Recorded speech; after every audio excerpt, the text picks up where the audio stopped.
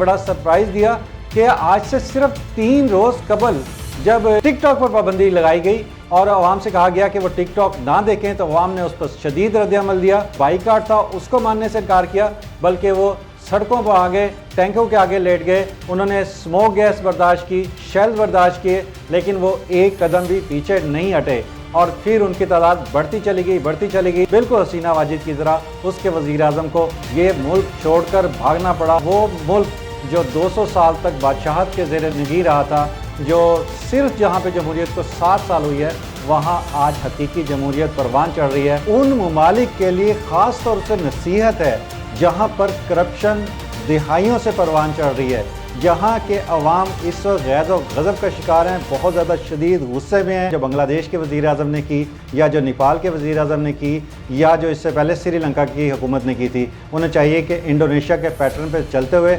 अवाम की राय को सुनें, अवाम की पल्स को फील करें।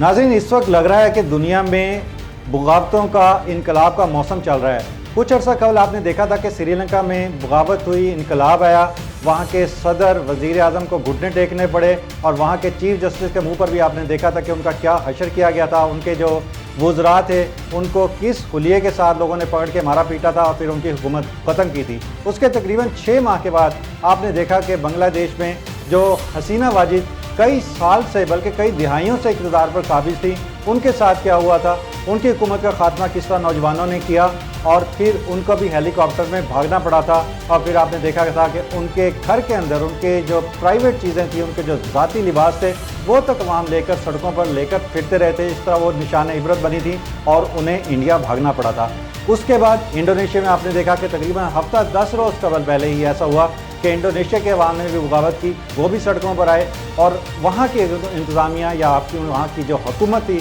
उसने इंतहाई दानिशमंदी का मुजाहरा किया। उसने अवाम के आगे किसी किस्म का बंद बांधने की कोशिश नहीं की, बल्कि उन्होंने अवाम के जो ही एहतजाज शुरू हुए, उन्होंने अवाम के मुतालबात मान लिए। अवाम भी जो है वो पुरसकून हो गई और इस तरह उनकी हुकूमत भी बच गई और वहाँ पर ये इनकलाब आते आते रह गया। लेकिन वहाँ पर भी अवाम का जो ख्वाहिश थी, जो उनके मुतालबात थे, वो माने गए, या ये कहा जाए दूसरे लफ्ज़ों में कि इंडोनेशिया में भी अवामी हुकूमत कायम हो गई। आज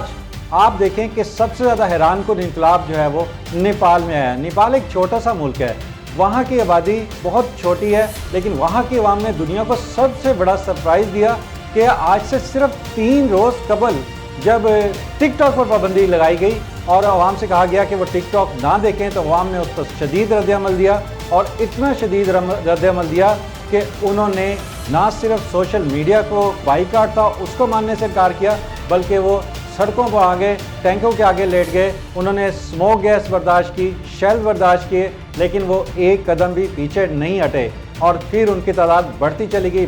गई और ये लोग नेपाल के कैपिटल जो काठमांडू है, वहाँ पर पार्लियामेंट के गिर्द इकट्ठे हो गए, सदर हाउस के गिर्द इकट्ठे हो गए, प्रेसिडेंट हाउस के गिर्द इकट्ठे हुए। उसके बाद ये मुख्तलिफ जो वज़रा थे और उनके घरों का इन्होंने घिराव करना शुरू कर दिया, जिसके बाद वहाँ के वज़ीर आज़म को सरेंडर करना पड़ा। बिल्कुल हसीना वाजिद की तरह उसके वज़ीर आज़म को ये मुल्क छोड़कर भागना पड़ा और इस वक्त वहाँ पर पार्लियामेंट के अंदर, प्रेसिडेंट हाउस में, वहाँ पर अवाम का जश्न जारी है। वो अपनी आज़ादी का जश्न मना रहे हैं और वो मुल्क जो 200 साल तक बादशाहत के ज़ेर निगी रहा था, जो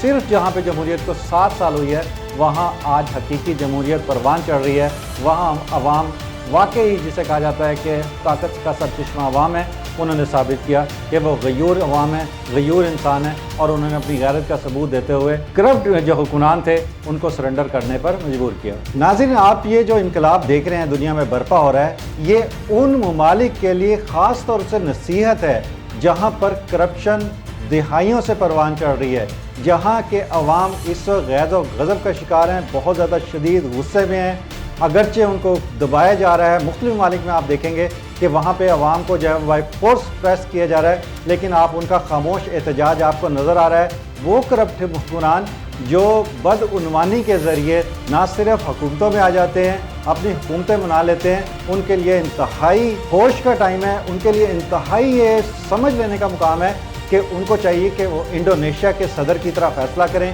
اور اس طرح کی حماقت نہ کریں جو بنگلہ دیش کے وزیر اعظم نے کی یا جو نیپال کے وزیر اعظم نے کی یا جو اس سے پہلے سری لنکا کی حکومت نے کی تھی. انہیں چاہیے کہ انڈونیشیا کے پیٹرن پہ چلتے ہوئے عوام کی رائے کو سنیں, عوام کی پلس کو فیل کریں, اور جو عوام کہہ رہے ہیں اور جو چھوٹا سا مطالبہ ان سے مان رہے ہیں کہ کرپشن ختم کریں, ملک کے اندر انصاف لائیں. خدا کے لیے تمام حکومتوں کو جہاں پہ کرپشن ہے وہ اس سے باہر نکلیں, عوام کا سوچیں, کہیں یہ نہ ہو کہ ان کے ہاتھ, اس عوام کے ہاتھ بھی ان کے گروبانوں تک پہنچ جائیں. اسی کے ساتھ اپنے میزبان مشکور زیدی کو اجازت دیجیے. اللہ حافظ.